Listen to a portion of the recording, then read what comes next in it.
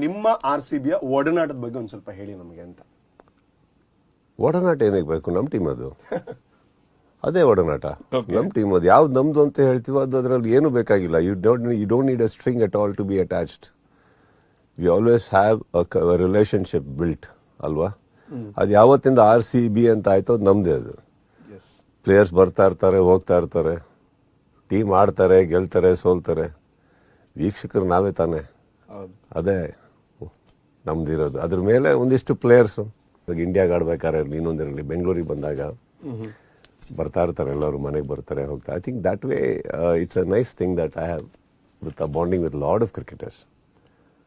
ಕೃಣಾಲ್ ಅವಾಗ ಟೆಕ್ಸ್ಟ್ ಮಾಡ್ತಾ, Suryakumar Yadav is very regularly in touch with me. Krunal ಅವರು is regularly in touch with me. Lot of cricketers.